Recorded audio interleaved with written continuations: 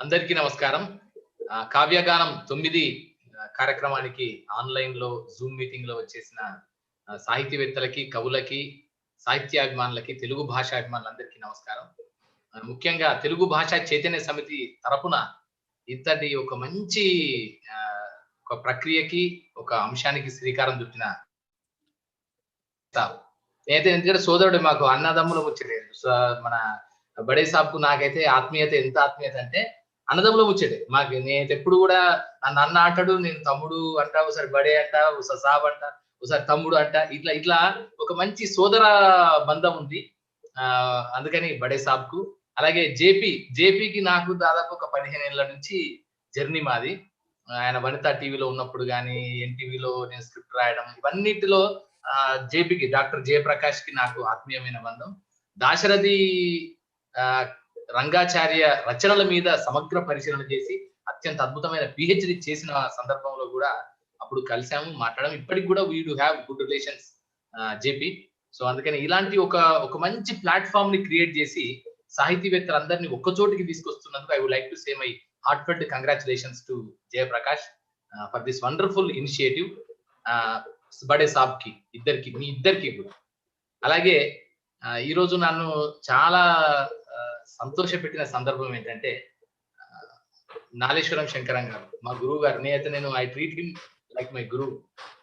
నాకు అంటే మాకు తెలిసిన చాలా ఆత్మీయులకి వారు చాలా ఆత్మీయులు. అయినప్పుడు శ్రీలక్ష్మి గారికి అయితే ప్రత్యక్షంగా గురువు వారు. ఎన్నిసార్లు చెప్తారో మేడం వాళ్ళ నాన్నగారు గాని, తర్వాత అమ్మ వాళ్ళు గాని నాకు నాలేశ్వరం శంకరం గారికి చాలా సార్లు చెప్తారు నిజామాబాద్ నుంచి. తర్వాత నాకు కూడా దాదాపు ఒక 20 ఏళ్ల నుంచి నాకు ఆత్మీయంగా నేను ప్రత్యక్షంగా నాలేశ్వరం శంకరం గారితో చాలా సందర్భాల్లో కలిసాము, ఉన్నాము, మాట్లాడాము. నడుస్తుంటుంది మాది ఒక జర్నీ నడుస్తుంది. సో నాలేశ్వరం గారు నన్ను పరిచయం చేసినందుకు నేను చాలా హానర్ గా భావిస్తున్నాను సార్. ఎందుకంటే నేను ఆత్మీయంగా భావించే వ్యక్తుల్లో మీరు ప్రథమ శ్రేణిలో ఉంటారు.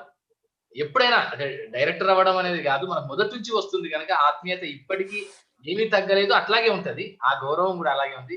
అందుకని మీరు నన్ను పరిచయం చేయడం అనేది చాలా నాకు ఆత్మతృప్తిగా అనిపించిన సందర్భం ఇది. అందుకని మీకు మరొకసారి ధన్యవాదాలు సార్. అలాగే ఈ రోజు ఈ కార్యక్రమానికి వీక్షిస్తున్న సాహితీవేత్తలు అలాగే పెద్దలందరికీ కూడా నమస్కారాలు తెలియజేస్తున్నా. సో దాంతో పాటు ఇక్కడ కావ్యగానం, సో దీని నేపథ్యాన్ని ఒక్కసారి చెప్పాలి. ఎందుకంటే కవిత్వం అనేది ఒక ఎవల్యూషన్. కవి ఎప్పుడు సీతాకోక చిలుక, ఒకటిసారి డైరెక్ట్ సీతాకోక చిలుక కాడు. గొంగలి పురుగు నుంచి ప్యూపాకు వచ్చి, ప్యూపా నుంచి సీతాకోక చిలుకగా ఎగిరి రంగురంగుల రెక్కలతో ప్రపంచానికి ఆ రంగులన్నీ దర్శింపజేస్తారు. సో ఇదంతా దీని వెనుక పెద్ద ప్రయాణం ఉంది. ఈ ప్రయాణంలో తొలి అడుగులు మలి అడుగులంతా లేదా చివరి అడుగులంతా పటిష్టంగా, గొప్పగా, ఉన్నతంగా, సమున్నతంగా ఉండొచ్చు, ఉండకపోవచ్చు. సో అయితే ఆ జర్నీని తెలుసుకోవాలి కదా. Evolution of a poet, evolution of poetry మనం చదువుకుంటున్నాం. ఇప్పుడు పోయట్రీ మొత్తం ప్రస్థానంలో ఎట్లాగూ పద్య కవిత్వం వచ్చింది, పద్య కవిత్వం నుంచి వచన కవిత్వం, వచన కవిత్వం నుంచి రకరకాల కవితా ధోరణులు ఏదైతే వచ్చాయో ఇప్పుడు ఫ్యూజన్ షాయరీ, నేను పరిచయం చేసిన ఒక మల్టీ కల్చరల్, మల్టీలింగ్వల్ జీవన శైలికి సంబంధించిన ఒక ఫ్యూజన్ షాయరీ, నానీలు అని వచ్చాయి. గురజాడ అప్పారావు గారు పరిచయం చేసిన ముత్యాల సరాలు, ఇలా ఎన్నెన్నో రకాల ప్రక్రియలు ఎట్లయితే వచ్చాయో కవిత్వం కూడా నిరంతర ప్రవాహి అయినప్పుడు కవి కూడా నిరంతర ప్రవాహి. సో ఆ నిరంతర ప్రవాహంలో తొలి అడుగులని, మొదటి దాన్ని, గంగా నది యొక్క తొలి ప్రదేశాన్ని, తొలి ఆవిర్భావాన్ని, గోదావరి నది యొక్క తొలి ఆవిర్భావాన్ని ఆవిష్కరించడం అనేది గొప్ప విషయం. సో నాకు అనిపించిన భావన అది. ఎందుకంటే ఇది దొరికింది కరెక్టే. నేను ఎప్పటి నుంచో రాసి ఒక చిన్న నోట్బుక్ లో మీకు చెప్తే ఆశ్చర్యపోతారు. అప్పుడు మనకు లేపాక్షి నోట్బుక్ అని ఉంది. లేపాక్షి నోట్బుక్ లో దీంట్లో నేను అందుకే దాన్ని స్పష్టంగా లేపాక్షి నోట్బుక్ యొక్క కవర్ పేజీని కూడా దీంట్లో ప్రింట్ చేశాను. ఎందుకంటే చాలా మందికి ఇది నోస్టాల్జియా. నా తరం వాళ్ళకి, నా తరం కంటే ముందు వాళ్ళకి కూడా ఒక నోస్టాల్జియా. సో ఆ పుస్తకాన్ని చూడగానే ఈ నోట్బుక్ లో నేను రాసుకున్న కవితలు అన్ని ఒక 61 కవితలు ఆ బుక్ అట్లాగే ఉంది. దాంట్లో బొమ్మలు కూడా ఉన్నాయి, ఇల్లస్ట్రేషన్స్. అప్పుడు 86, 89 మధ్యలో వాటిని చూసిన తర్వాత నాకు నేను ఉంది రాసే నాకు గుర్తుంది, కానీ ఇక మన జీవన ప్రవాహంలో పడిపోయి దాన్ని పెద్దగా పరిగణించలేదు. ఎందుకంటే ఆ తర్వాత అద్భుతమైన ఇంకా చాలా గొప్ప చిక్కనైన గాఢమైన కవిత్వం వచ్చింది నా నుంచి. అలాగే నేను కూడా అధ్యయనం చేశాను, విస్తృతమైన అధ్యయనం పెరిగింది. అప్పటికంటే 89 కంటే ఆ తర్వాత విస్తృతమైన అధ్యయనం పెరిగింది. ఎప్పటికప్పుడు మనల్ని మనం చెప్పుకుంటూ, నిర్మించుకుంటూ ముందుకెళ్ళాం గనక ఖచ్చితంగా ఇంకా బెస్ట్ బెస్ట్ వచ్చింది గనక దాని మీద నాకు పెద్దగా ఆసక్తి లేని పరిస్థితి వచ్చింది. కానీ మొన్న ఇప్పుడు ఇంతకు ముందే నాగేశ్వరం గారు చెప్పారు. నేను దీంట్లో ముందు మాటలో కూడా నా గురించి అసలు దీని వెనుక ప్రస్థానం ఏంటి అని కూడా చెప్తున్నాను. ఆ చెప్పుకున్న దాంట్లో కూడా చెప్పడం జరిగింది. మా నాన్న ఆ పుస్తకాన్ని ఏదో దాచుకొని తర్వాత మొన్న ఈ కరోనా టైంలో ఇంటికెళ్ళినప్పుడు నాన్న ఏదో పుస్తకం ఉంది చూడరా నువ్వు రాసింది అంటే చూసిన తర్వాత నాకు ఇక వేరే ఆలోచన అనిపించలేదు. దాన్ని పుస్తకంగా వేయాలి. సుషుప్తి నుంచి ఆ టైటిల్ కూడా దీంట్లో కవితనే ఒకటి అని వేయాలనిపించింది వేశాను. సో ఆదరిస్తున్న మీ అందరికీ ఈ రోజు కావ్యగానానికి పిలిచినందుకు ధన్యవాదాలు తెలియజేసుకుంటూ ఇప్పుడు నేను ఇక దీని గురించి ఇక దీని మీద చర్చలు ఉపచర్చలు అని తర్వాత ఎట్లా ఉంటాయి గనక సో దీంట్లో మొత్తం 61 కవితలు ఉన్నాయి. 61 కవితల్లో మొదటి కవితని చివరి కవితని మా గురువు గారు నాగేశ్వరం శంకరం గారు చాలా చక్కగా చెప్పారు చెప్పారు. సో మిగతా కవితలు నేను చెప్తాను. సో దీంట్లో అనుభూతి నిజంగానే నాగేశ్వరం శంకరం గారు చెప్పినట్టు అనుభూతి ఉంది. అనుభూతితో పాటు ఆలోచనాత్మకత ఉంది. ఆలోచనాత్మకతతో పాటు ఒక ఆదర్శ జీవన సౌందర్యానికి సంబంధించిన ఆకాంక్ష కూడా ఉంది.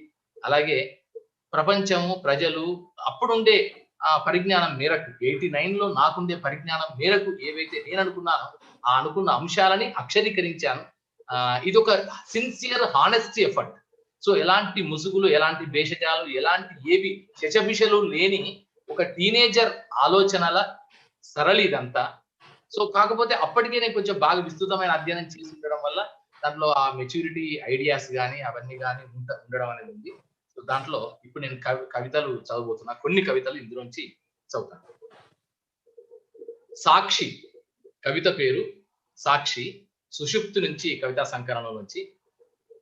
ఇది నేను 6వ మార్చి 1986 లో దీన్ని రాశాను. 6వ మార్చి 1986 లోది. సో ఈ కవితని ఇప్పుడు చదువుతాను. సాక్షి. నీకు తెలుసా నీ హృదయంలోకి వాళ్ళు శతగ్ని ట్యాంకులను నడిపిస్తుంటే చూసిన వాణ్ణి నేనే.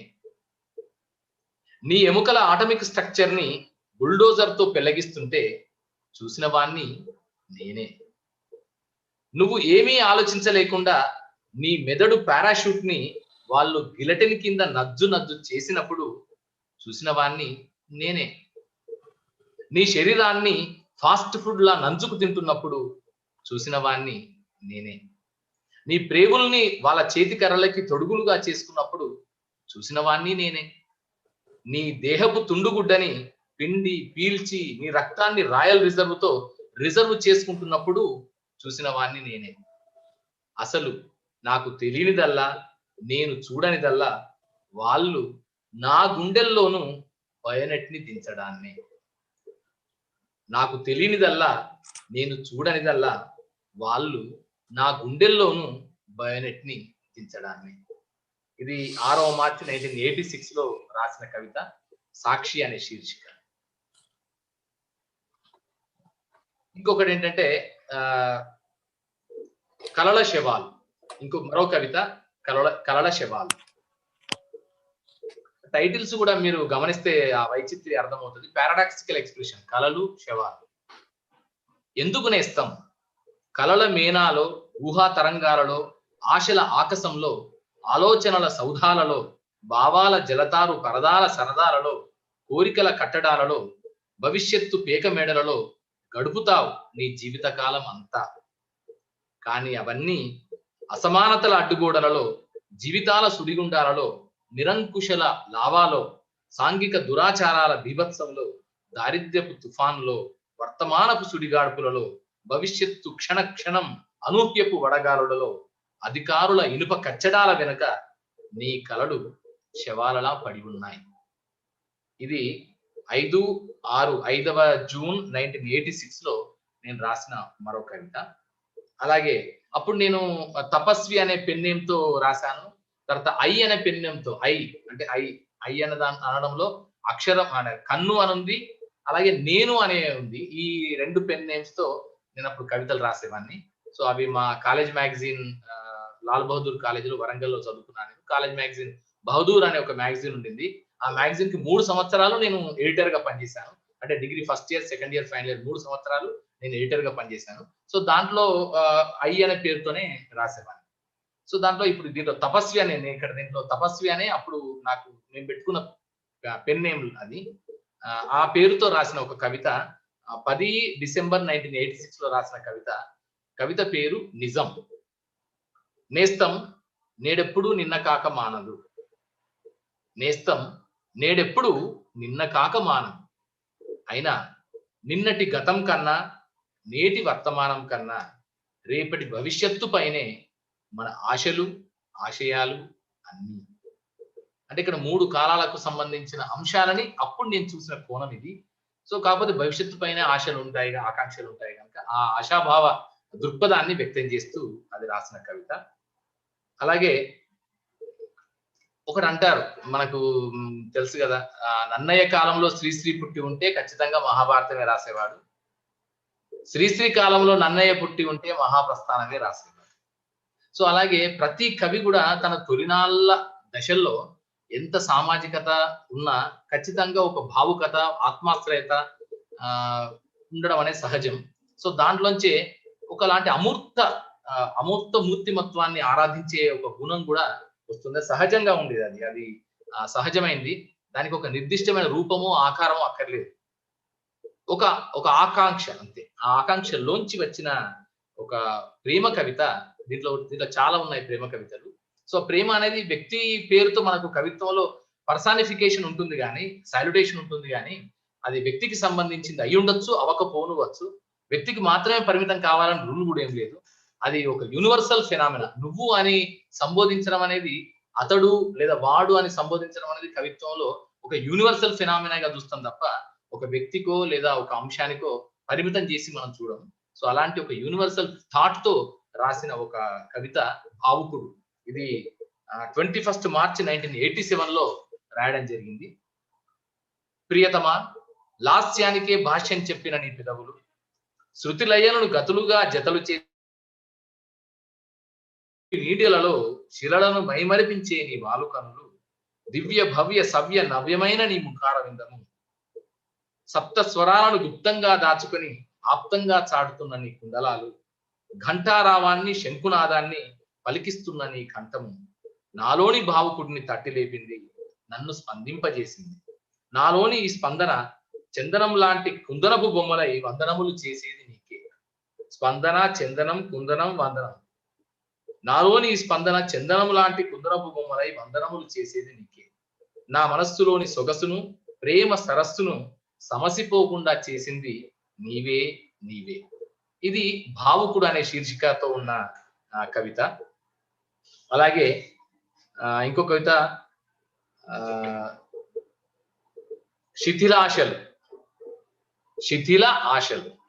ఆ శిథిల ఆశలు కవితలో, ఓ మిత్రమా, ఈ క్షణం నీది అవునో కాదో, ఈ నిజం నీకు తెలుసో తెలియదో, కాబట్టి ఆశల్ని పెంచుకోకు, ఊహల్ని సృష్టించుకోకు, ఆశల మేడలలో ఊహల పల్లకిలో విహరించకు, వినోదించకు. ఆశలతో బ్రతికితే నీకు చివరకు మిగిలేది నిరాశే. ఊహలతో పెరిగితే నీకు కడవరకు కానవచ్చేది భ్రమే. నీ ఆశలకు రెక్కలు వచ్చి, నీ ఊహలకు వేగం తెలిసి, అంబర వీధిలో ఆకాశ హర్మ్యంలో స్వేచ్ఛగా యథేచ్ఛగా తచ్చాడితే అవి నీవు కనే కలలకే పరిమితం, నిజ జీవితానికి మాత్రం కాదు. ఆశల్ని విరిచేయి, నిన్ను ఆవహించే ఊహల్ని చెరిపేయి. లేకపోతే నీ ఆశల గుళ్ళు గోపురాలు, ఊహల పేకమేడలు నిస్సహాయంగా నిస్తేజంగా శిథిలమైపోతాయి. నీ ఆశల గుళ్ళు గోపురాలు, ఊహల పేకమేడలు నిస్సహాయంగా నిస్తేజంగా శిథిలమైపోతాయి. ఇది 2 మే 1987 లో రాసిన శిథిలాశలు అనే శీర్షికతో కూడిన కవిత. అలాగే మరొక కవిత ప్లాట్ఫామ్ మీద రైలు. నేను నా జీవితానికో గమ్యాన్ని, లక్ష్యాన్ని ఏర్పరచుకొని నా బ్రతుకు గడవడానికి ఆదాయాన్నిచ్చే భుక్తి మార్గాన్ని ఎంచుకుని నిర్ణయించుకొని, నేను ఊహించిన దాన్ని నిజం చేయడానికి తీర్మానించుకొని, దానికి కావలసిన వస్తు సామాగ్రితో, సరకు సరంజామాతో ప్లాట్ఫామ్ చేరుకునేసరికి అప్పటికే సమయం మించిపోయిందని రైలు వెళ్ళిపోయింది. వెనుతిరగలేక గమ్యస్థానాన్ని మార్చుకోలేక, నిర్ణయాన్ని విచ్ఛిన్నం చేయలేక నిశ్చలంగా, స్తబ్దంగా అక్కడే నిలబడిపోయాను. నా ముందు ఎన్నో రైళ్లు వస్తున్నాయి, పోతున్నాయి, పోతున్నాయి, మళ్ళీ వస్తున్నాయి. కానీ ఆ మొదటి రైలు మాత్రం రాలేదు. ఎన్నో రోజుల నిరీక్షణ తర్వాత ఆ మొదటి రైలు వచ్చింది. ఎన్నో రోజుల నా నిరీక్షణ తర్వాత ఆ మొదటి రైలు వచ్చింది. కంపార్ట్మెంట్లన్నీ నిండుకుని సీట్లేవి ఖాళీ లేకుండా. ఎన్నో రోజుల నిరీక్షణ తర్వాత ఆ మొదటి రైలు వచ్చింది. కంపార్ట్మెంట్లన్నీ నిండుకొని సీట్లేవి ఖాళీ లేకుండా. ఇది ప్లాట్ఫామ్ మీద రైలు అనే కవితా శీర్షిక, శీర్షికతో ఉన్న కవిత. ఇది 18th June 1987 లో నేను రాసిన కవిత. అలాగే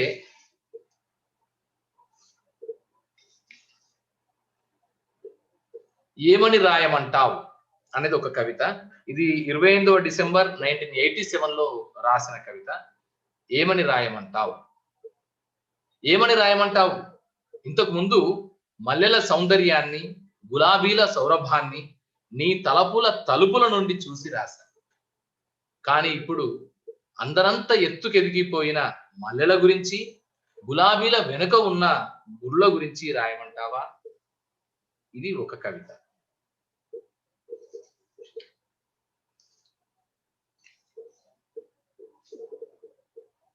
మరో కవిత 18వ జనవరి 1988, 18th January 1988 లో రాసిన కవిత. ఈ కవితా పుస్తకం సంకలనంలో 16వ కవిత ఆకలి నేత్రం. ఆకలి నేత్రంలో దీంట్లో ఇల్లస్ట్రేషన్స్ కూడా నేనే వేయడం జరిగింది.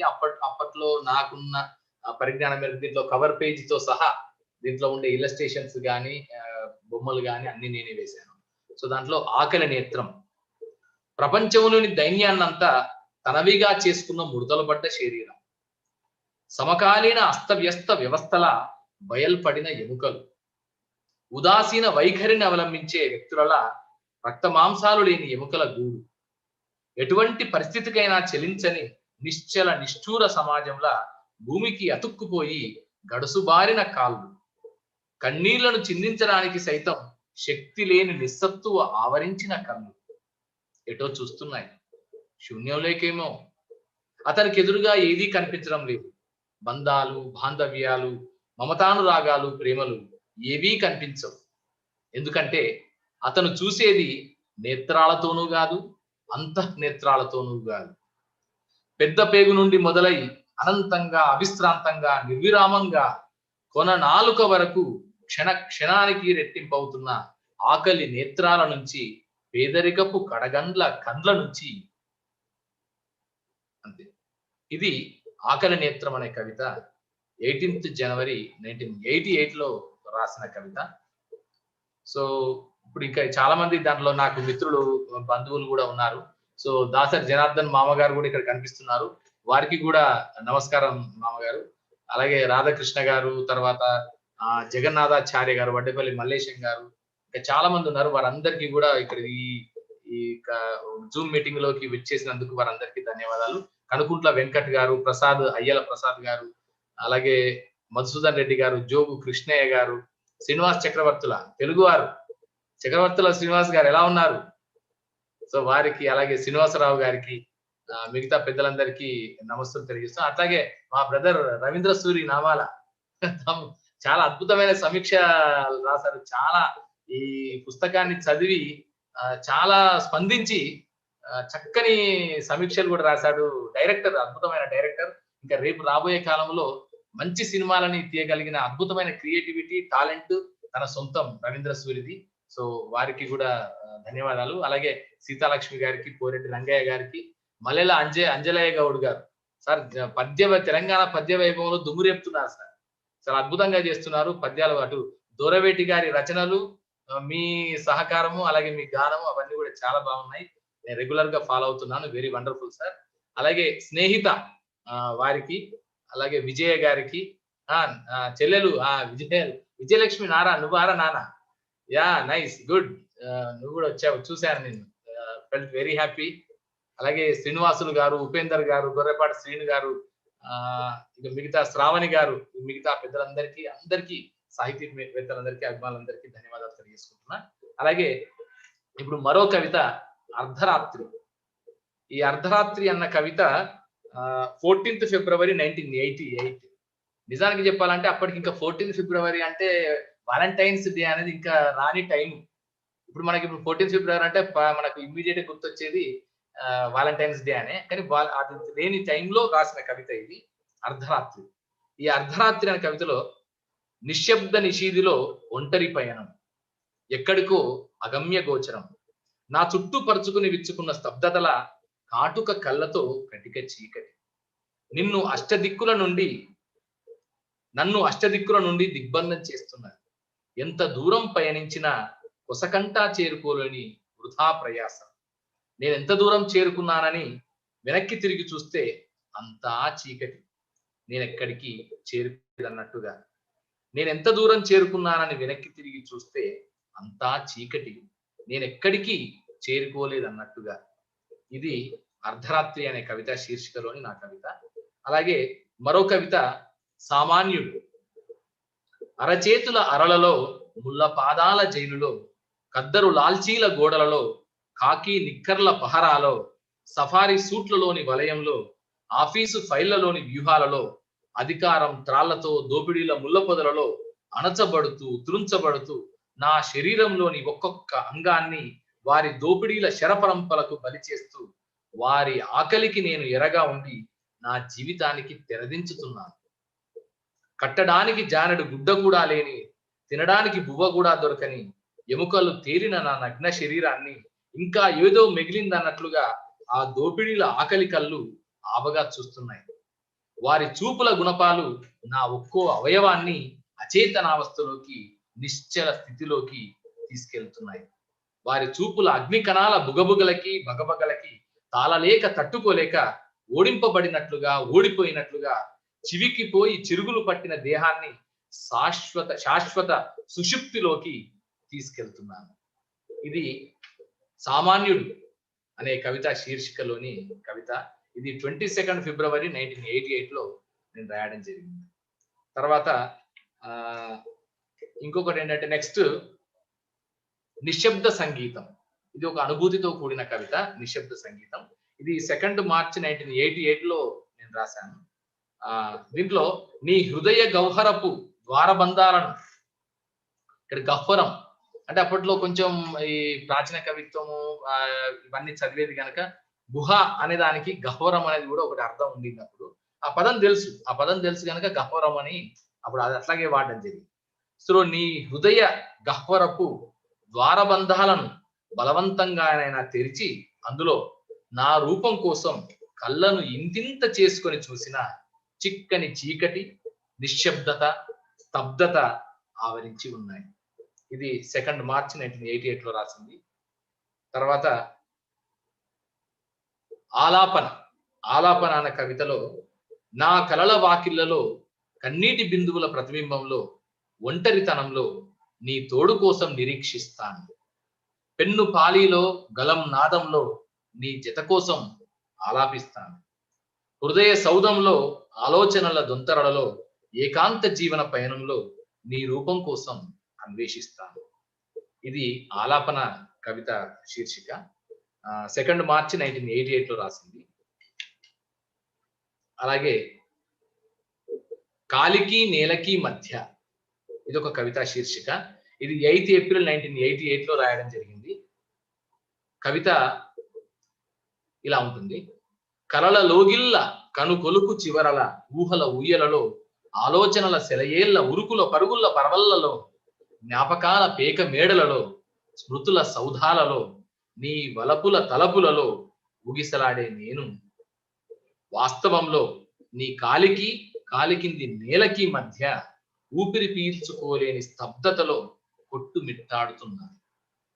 ఇది కాలికి నేలకి మధ్య అనే కవిత శీర్షికలో ఉన్న కవిత. తర్వాత నెగల్లు అనే కవిత. ఇది 2వ May 1988లో రాశాను. స్వచ్ఛమైన జలపాతం, పరుగులిడే సెలయేరు, గంతులు వేసే బెదురు చూపుల లేడి, నిర్మలంగా ఎగసెగిసి ఆగి ఆగి వచ్చే సాగర కెరటాలు, నీలి నీలి ఆకాశంలో తెల్ల మబ్బుల గంభీరం, కలల క్రీనీడల దోబూచులాటలో హాయిగా నిద్రిస్తున్న నగరాలు, వీధులు, జనాలు, ఇవన్నీ లేలేత చిగురుటాకులలా, అరవిరిసిన మందారంలా, అప్పుడే దిద్దుకున్న సింధూరంలా, స్వచ్ఛంగా, నిర్మలంగా, ప్రశాంత అనంత దీప్తులలా వెలిగే చెరగని తరగని నీ మనసు వాకిట నిలిచి, నీ హృదయ లోగిలి ద్వారాల ముందు ఆర్తిగా, ప్రీతిగా, జాలిగా చూస్తున్న నా కళ్ళకు, నీ క్రోధపు చూపుల నెగళ్లకు మధ్య జరుగుతున్న అంతర్మదనం ముందు వెలవెలపోతున్నాయి. ఇది ఒకటి. తర్వాత మరో కవిత అభిలాష. అభిలాష కవితలో ఆ వీధి మొత్తం మీద అదొక్కటే దీపం, ఆ వీధికి తాను తప్ప ఇంకా ఇంకెవరూ లేరన్నట్టుగా.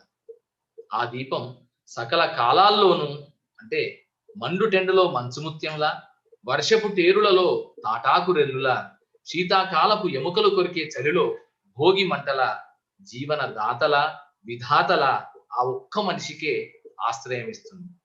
ఆ దీపం మున్సిపాలిటీ వాళ్ళ నిర్లక్ష్యానికి క్షతగాత్రయ్యి తనను తాను చూసుకోలేని చీకటిలో నిశ్చలమై నిలబడినా ఆ మనిషి మాత్రం తనకు వెలుగునివ్వడం లేదని దాన్ని విడిచిపెట్టలేదు.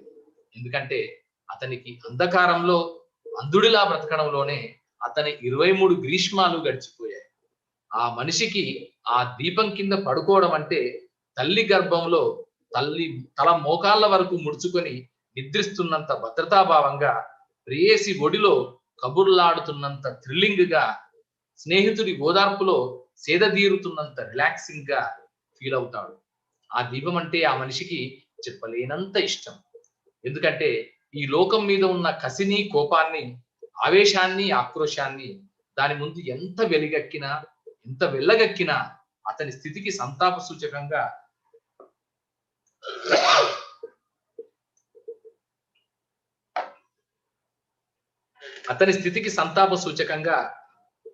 జాలి పడుతున్నట్లే చూస్తుంది తప్ప అతనితో వాదించదు. అందుకే ఆ దీపం అంటే ఆ మనిషికి ఎంతో ఇష్టం. అందుకే ఆ దీపం అంటే ఆ మనిషికి ఎంతో ఇష్టం. ఇది అభిలాష కవిత. దీన్ని 8వ జూన్ 1988లో రాయడం జరిగింది. అలాగే మౌని, ఇది కవితా శీర్షిక. ఊహల ఉత్తరాన్ని జ్ఞాపకాల సిరాతో, కలల కలంతో భవిష్యత్ కాగితంపై రాస్తూ, మధుర స్మృతుల గవాక్షం నుండి నీ కటాక్ష వీక్షణాలకై మూగ మనసుతో మౌన గీతాన్ని ఆలపిస్తూ ఆ ఆలాపనలో నీవు నాకు అందవనే నిరాశ కొద్ది కొద్దిగా పెరిగి అది ఇప్పుడు విషాద గీతాలతో, విచార వదనంతో విలపిస్తుందనే విషయాన్ని నువ్వు ఎరగవు. ఇది ఒక కవిత. అలాగే అజేయమైన పద్యం, ఇది 4th ఆగస్ట్ 1988లో రాయడం జరిగింది. అక్కడ నీ ఊహల రెక్కలను తమ కరకు కత్తులతో తెగనరికేస్తా. అక్కడ నీ ఊహల రెక్కలను తమ కరకు కత్తులతో తెగనరికేస్తా. నీ ఆశయాల మనుషులను శవాలను చేస్తారు. నీ లక్ష్యాల కపోతాన్ని నిర్దాక్షిణ్యంగా నెలకూరుస్తారు. నీ ఆశల జీవానికి సమాధి కడతారు. నీ కోర్కెల ప్రాణవాయువును కలుషితం చేస్తారు. నీ భావాల కెరటాలను నీలమట్టం చేస్తారు. నీ ఆకాంక్షల వటవృక్షాలను సమూలంగా పెరిగివేస్తారు. నీ అక్షరాల అగ్నిజ్వాలను నీ ఎముకల గూడు నుండి చిందించిన రక్తంతోనే ఆర్పేస్తారు. నీ ఆలోచనల అగ్నిపర్వతాలను నీ నుండి వేరు చేయడానికి కర్కశంగా పెళ్లగిస్తారు. ఇన్ని చేసినా వారు నిన్ను మాత్రం జయించలేరు. ఇది 4th ఆగస్ట్ 1988లో రాసిన అజేయమైన పద్యం అనే కవిత. అలాగే నెక్స్ట్ అవలోకన, కవితా శీర్షిక అవలోకన. కలల కలంతో కాలము నుదుటిపై భవిష్యత్ చిత్రపటాన్ని ఈస్ట్మన్ కలర్ లో వేయగలిగిన గతం ఉరితీతలను, తుపాకీ మోతలను, వర్తమానం ఉలిదెబ్బలను, రంపపు కోతను, మర్చిపోలేకపోతున్నా. ఇది 8 ఆగస్టు 1988లో రాసిన కవిత. అలాగే పునరావృతం ఇది కవితా శీర్షిక. దీపపు పురుగులు ఇప్పుడు చీకటిని చీల్చి వెలుగు రవ్వలను అంతటా వెదజల్లే కిరోసిన్ లాంతరు చుట్టూ తిరగడాన్ని మానుకున్నాయి. రంగురంగుల హరివిల్లు లాంటి సాలెగూడు ఆకర్షణ నుండి దాని బారు నుండి తప్పుకోలేక ముఖం తిప్పుకోలేక తాము పతనమవుతామని తెలిసి సాలెగూడు వైపే ఆవగా పరుగులు పెడుతున్నాయి. ఇది పునరావృతం అనే కవితా శీర్షిక. కవిత శీర్షికలోని కవిత 17 ఆగస్టు 1988లో రాసింది. తర్వాత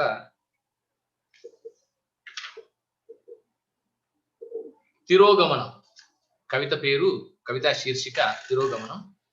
గతం చీకటి గదిలోంచి, వర్తమానం కటకటాలలోంచి రేపటి కిటికీ తలుపులను బలవంతంగా ఆయన తెరిచి మెదడును తొలిచేస్తున్న ఆలోచనల బుల్డోజర్ నుండి బయటపడి చూస్తే రక్తధారలు, అశ్రు బిందువులు, ఒలికేకలు, ఆర్తనాదాలు, సన్నని మూలుగులను తప్ప ఇంకా వేటిని చూడలేకపోయాను.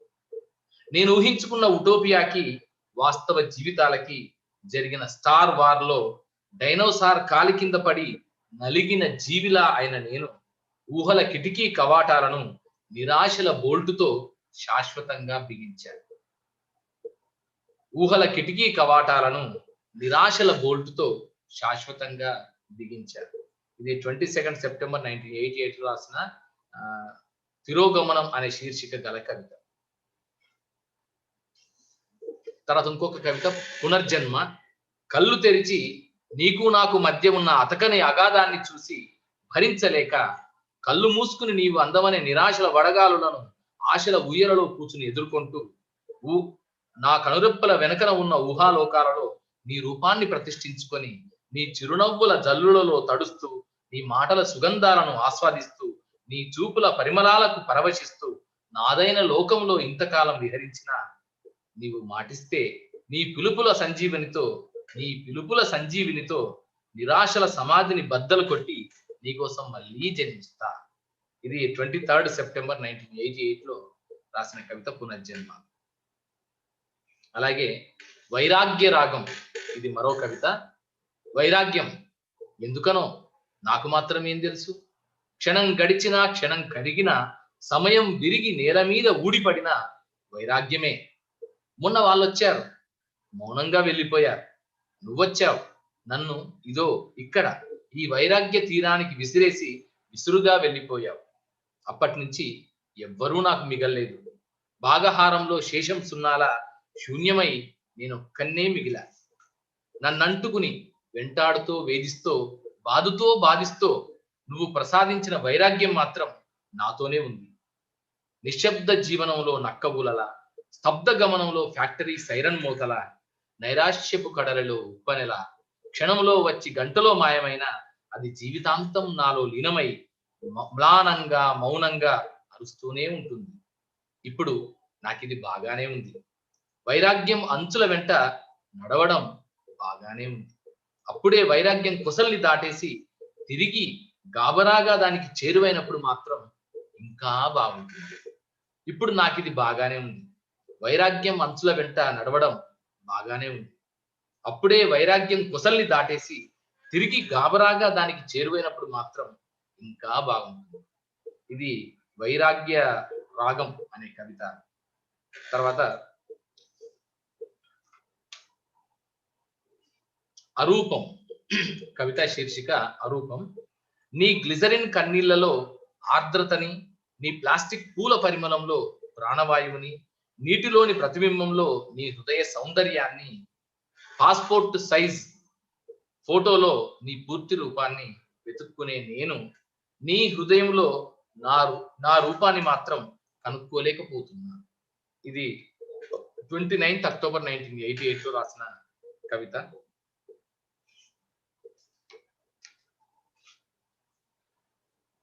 తర్వాత సంతకం కవితా శీర్షిక సంతకం.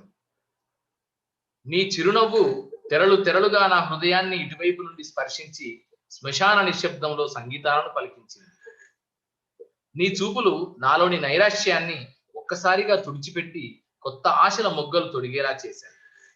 నీ మాటలు విరిగి తెగి ఏ మూలకో పడి ఉన్న హృదయ తంత్రులలో చరణానికి జీవం పోశాయి. నిన్న రాత్రి నా హృదయ సరస్సు తలలపై నీ వెన్నెల సంతకాన్ని చెరిపేయాలని చూస్తున్న తుఫాన్కి నా ప్రాణాన్ని బలి చేశారు. ఇది సంతకం శీర్షిక కవిత. గుండె గుడిగంట ఇది మరో కవిత. నేటితో నా పయనం ఇంకా ఉండగానే పూర్తవుతుంది. నా గమ్యానికి కొస ఏర్పడుతుంది. నా లక్ష్యం నెరవేరకుండానే అంతం చూస్తుంది. నా ఊహలు రెక్కలు తెగిన పావురాయిల్లా విలవిలలాడుతూనే నేల తల్లిని పొదివి పట్టుకుంటాయి. నా ఆశలు భూకంపానికి విరిగిపడిన మేడలలా భూమిలో అంతర్లీనమవుతాయి. నా ఆశయాలు అప్పుడే పుట్టి చచ్చిన పురిటిగుడ్డు కండ్రెప్పల వెనక సుషుప్తిలోకి జారుకుంటాయి. నా గొంతు మూగబోతుంది. కాళ్ళు చేతులు రాలిపోతాయి. కళ్ళు గోలీకాయలవుతాయి. పెదాలు చచ్చుబడిపోతాయి. ముఖంలో కపాలం దర్శనమిస్తుంది. శరీరంలో చర్మం ఆవిరై ఎముకలలో పగుళ్ళు ఏర్పడతాయి. ప్రేవులు కరిగి ముద్దయిపోతాయి. గుండె మాత్రం నీకోసం ఎక్కడో గుడిగంటలా మ్రోగుతూనే ఉంటుంది. గుండె మాత్రం నీకోసం ఎక్కడో గుడిగంటలా మ్రోగుతూనే ఉంటుంది. ఇది గుండె గుడిగంట అనే శీర్షిక గల కవిత. మరో కవిత విమానం విస్ఫోటనం. నిన్ననేగా నీ వచ్చావు, ఎందుకో చూడాలనిపించింది. తొలిసారిగా తలపైకెత్తి నీ కళ్ళకేసి చూశా. అంతే, ఒక మెరుపు తీగ మనిద్దరి మధ్య శూన్యంలో పయనించి గుండెని తాకి ఒక్కసారిగా బద్దలైంది. ఒక పెద్ద విస్ఫోటనం. శిథిలాలన్నీ ఎగిరిపోయి నీ రూపం ఆవిర్భవించింది. ఇవాళ పుష్పక విమానం వస్తుంది. నువ్వు వెళ్ళిపోతావు. నేను మాత్రం ఈ మురికి గుంటలోనే ఈదులాడుతూ కళ్ళను విప్పార్చి నీకోసం బురదలో కెరుకుతూనే ఉంటా.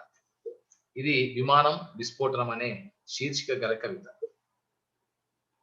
మరో కవిత చితిమంట. వెలుగు రతనాల కోసం, వెన్నెల ముత్యాల కోసం, కాంతి పుంజాల పగడాల కోసం జరిపే నీ అన్వేషణ వృధా నేస్తం. వాళ్ళు మండుతున్న సూర్యుడిపై నీళ్లు చల్లారు. వెలుగుతున్న చంద్రుడిని ఆర్పేశారు. వెలుగు రవ్వలన్నింటినీ తుడిచేశారు. నీ కోసం, నా కోసం, మన వాళ్ళ కోసం చితిమంటల్ని మాత్రం రాజేస్తారు. వాళ్ళు మండుతున్న సూర్యుడిపై నీళ్లు చల్లారు. వెలుగుతున్న చంద్రుడిని ఆర్పేశారు. వెలుగు రవ్వలన్నింటినీ తుడిచేశారు. నీ కోసం, నా కోసం, మన వాళ్ళ కోసం మాత్రం చితిమంటల్ని రాజేస్తారు. ఇది చితిమంట అనే శీర్షిక గల కవిత. మరో కవిత సుషుప్తి నుండి చేతనలోకి కవిత శీర్షిక. కొద్దిసేపట్లో వాళ్ళు వస్తారు. భుజాలకు తుపాకులతో, చేతుల్లో గ్రెనేడ్లతో వాళ్ళు వచ్చి రాగానే సూర్యుడిని గెంటేసి చీకట్లను రాజేస్తారు. నువ్వు పట్టుకున్న లాంతర్ని 7 సముద్రాల ఆవల జనం జీవం లేని చోటికి విసిరేస్తారు. కాగడా పట్టుకున్న నీ చేయిని నరికి నీ కన్నీళ్లతోనే కాగడాని ఆపుతారు.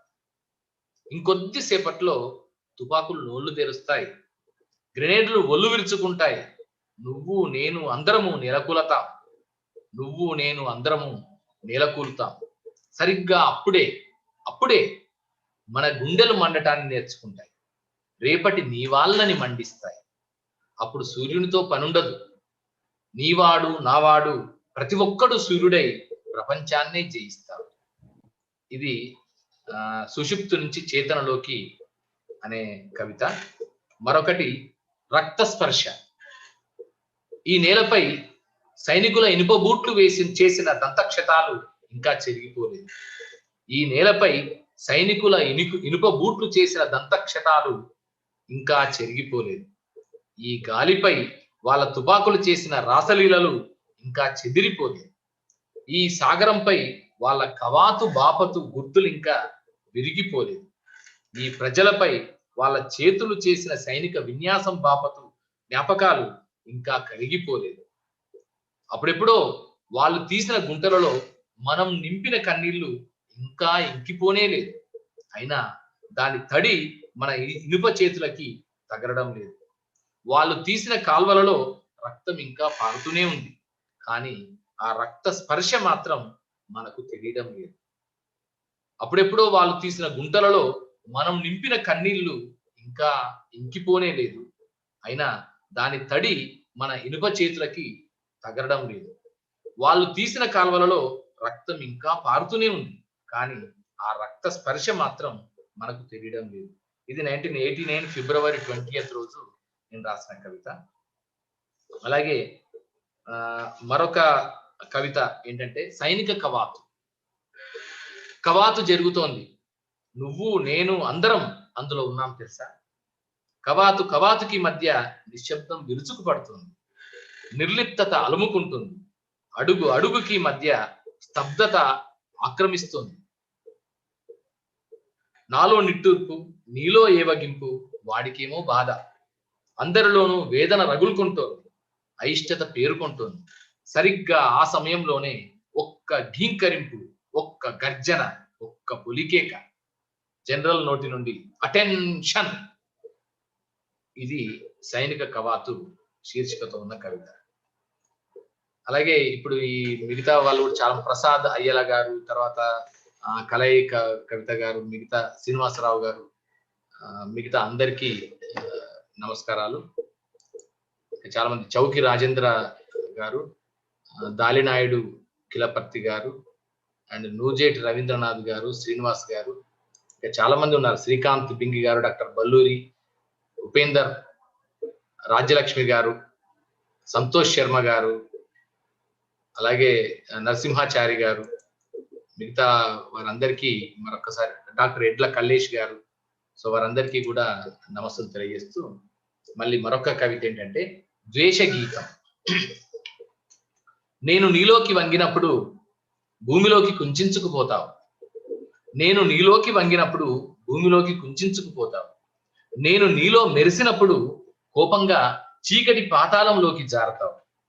నేను నీతో మాట్లాడేటప్పుడు బ్రుకుటి ముడివేసి పెదవులను విరిచేసి కుట్రల సమాధిలోకి వెళతావు. నేను నిన్ను అందుకున్నప్పుడు గొంతును కత్తిరించేసి చేతుల్ని లోపలికి లాక్కుంటావు. నేను నిన్ను చుట్టుముట్టినప్పుడు శతగ్ని ట్యాంక్ అంతన్న నువ్వు ఒక్కసారిగా అణువులోకి దూరతావు. నువ్వు ప్రేలి నేను చచ్చినప్పుడు మాత్రం నీ కళ్ళు మెరుస్తాయి. నువ్వు ప్రేలి నేను చచ్చినప్పుడు మాత్రం నీ కళ్ళు మెరుస్తాయి. ఇది 8th March 1989లో నేను రాసిన ద్వేష గీతం అనే శీర్షిక గల కవిత. మరో కవిత దేవుడు చచ్చిపోతాడు. కవిత శీర్షిక పేరు దేవుడు చచ్చిపోతాడు.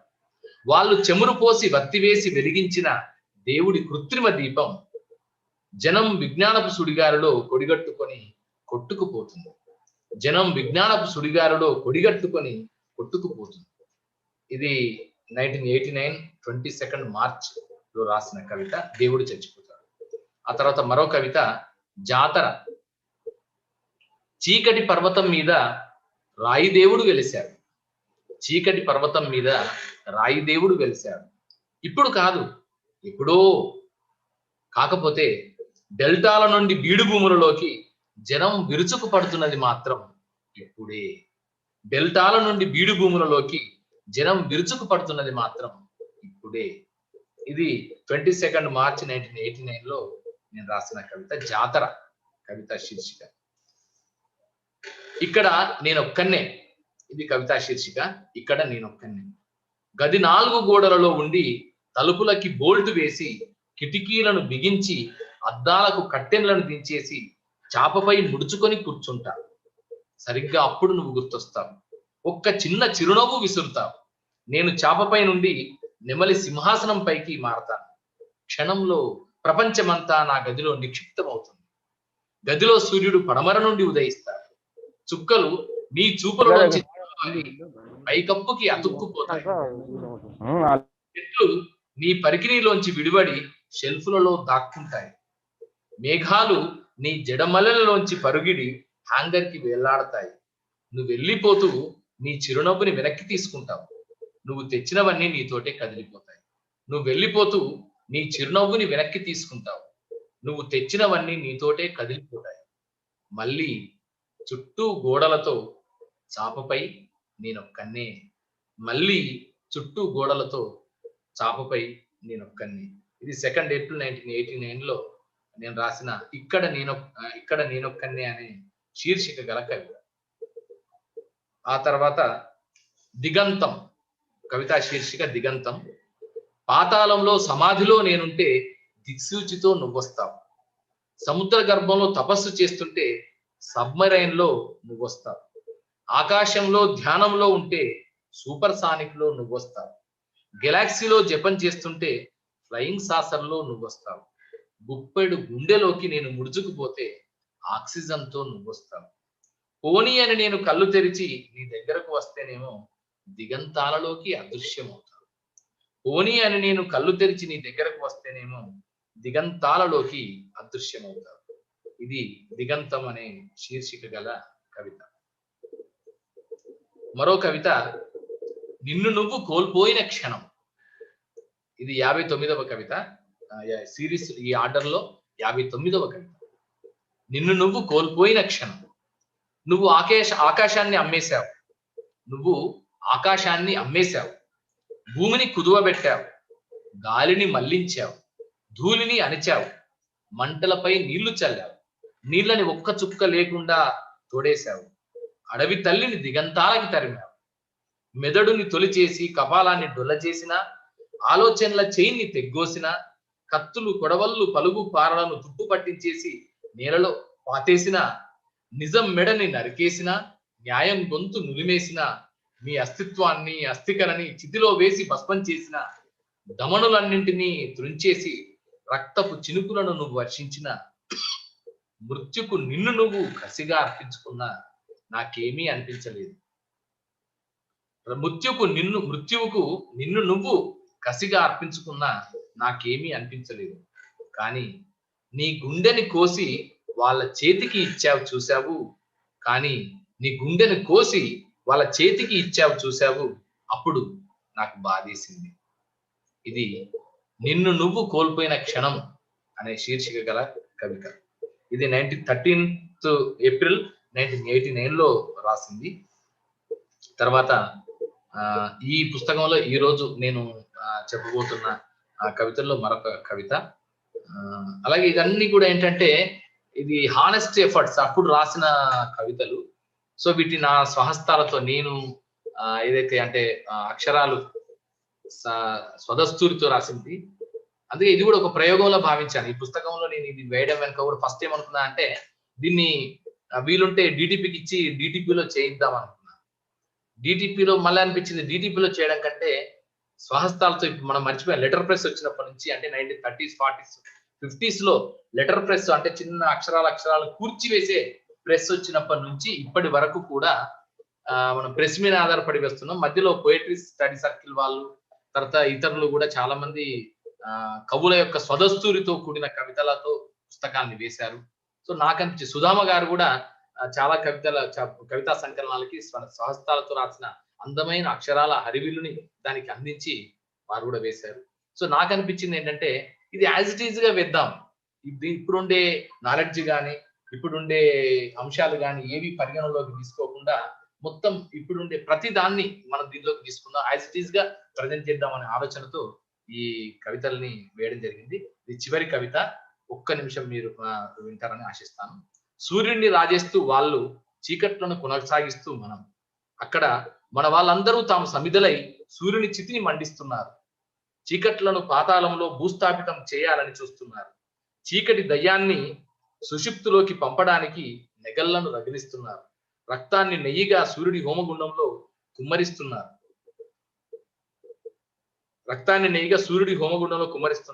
నైవేద్యాలుగా కళ్ళను, గుండెను, చెవుల్ని, నాలుకల్ని, చర్మం, కమండల నుండి అర్పిస్తున్నారు. ఇక్కడ మనం మాత్రం మనలో చీకట్లను రాజేసుకుంటూ చీకటి దయ్యాన్ని మారిన్ మన్రో అనుకుని బిగియారా కౌగిలించుకుంటున్నాం. సో ఇది ఒక కవిత. ఇలా దాదాపు మొత్తం 61 కవితలు. సో ఇవన్నీ ఉన్నాయి. దీంట్లో ఇంకొక మరొక కవితతో ముగిస్తాను. ఒక మంచి కవిత, ఒక ఆర్ద్రత అండ్ అనుభూతితో కూడిన కవితని. ఒడ్డుకి అటు ఇటు అని ఉంది. తర్వాత ఇంకా చాలా కవితలు ఉన్నాయి. సో దీంట్లో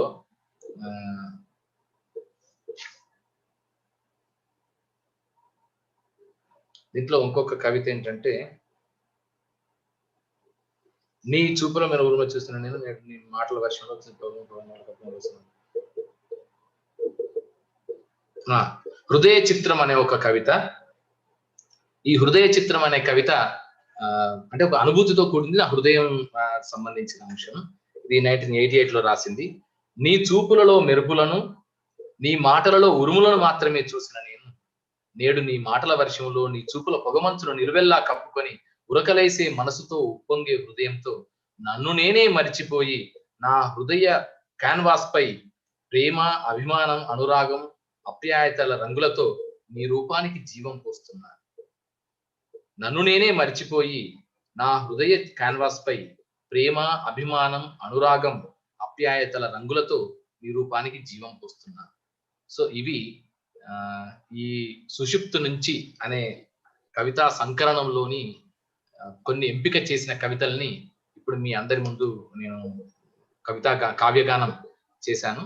సో, ఈ కావ్యగానం చేసే అవకాశం ఇచ్చిన తెలుగు భాషా చైతన్య సమితి వారికి, నన్ను పరిచయం చేసిన అంటే ఈ శీర్షికలో నన్ను పరిచయం చేసిన గురువు గారు డాక్టర్ నాగేశ్వరం శంకరన్ గారికి, బడే సాబ్‌కి అండ్ డాక్టర్ జయప్రకాష్‌కి అందరికీ ధన్యవాదాలు తెలియజేసుకుంటూ, ఇప్పుడు జస్ట్ మీరు ఏమన్నా అడిగితే గనుక just I am ready to give the answers. అంటే వితిన్ ఒక్క 2